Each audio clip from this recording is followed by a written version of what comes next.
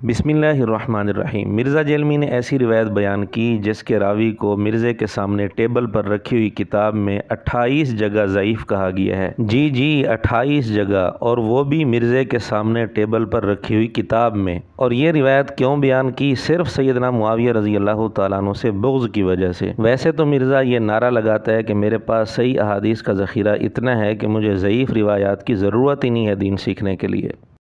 साढ़े को साफ सुथरा इतना मवाद है कि वही नहीं मुकता, उम्र नू भी मिल जाए। तो हमें क्या जरूरत है कि हम मतलब जिस तरह हमारे पास सही हदीसें इतनी है कि हमें ज़ईफ़ रवायतों की जरूरत ही नहीं है दीन सीखने के लिए। ये तो है मिर्ज़े का दावा, लेकिन हकीकत ये है कि सहाबा रज़ी अल्लाह तआला अन्हुम पर इल्ज़ाम लगाने के लिए झूठ बोलने से और कमज़ोर रिवायात पेश करने से दरेग नहीं करता। उसी का एक नमूना आपके सामने पेश करना मकसूद है। पहले मिर्ज़े की ज़ुबान से आप वो रिवायत सुन लें।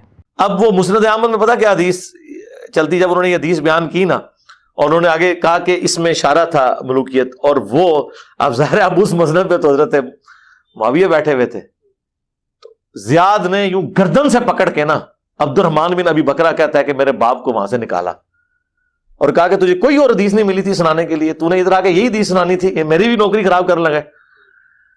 फिर वो समझा बुझा के वापस लेके आए। फिर हज़रत मुआविया ने कहा कोई हदीस सुना, उन्होंने फिर वो हदीस सुनाई। 3 बार हदीस सुनाई उन्होंने। मुस्नद अहमद की ये हदीस जो मिर्ज़ा जेलमी ने सुनाई है, इसकी सनद में एक रावी है अली बिन ज़ैद बिन जदआन। ये रावी ज़ईफ़ है और आप हैरान होंगे मिर्ज़े के सामने टेबल पर रखी हुई जो मिशकात है उसकी तखरीज में मिर्ज़े के शेख ज़ुबैर अली ज़ई साहब ने तकरीबन 28 जगह इस रावी को ज़ईफ़ लिखा है। उन अहादीस के नंबर आपके सामने स्क्रीन पर शो हो रहे हैं जिन नंबरों के तहत मिर्ज़े के शेख ज़ुबैर अली ज़ई साहब ने मिशकात की तखरीज में इस रावी को ज़ईफ़ लिखा है। बड़ा अफसोस है एक तरफ ये दावा करना कि हमारे पास सही अहादीस का ज़ख़ीरा इतना है कि हमें ज़ईफ़ हदीस की ज़रूरत ही नहीं है दीन सीखने के लिए।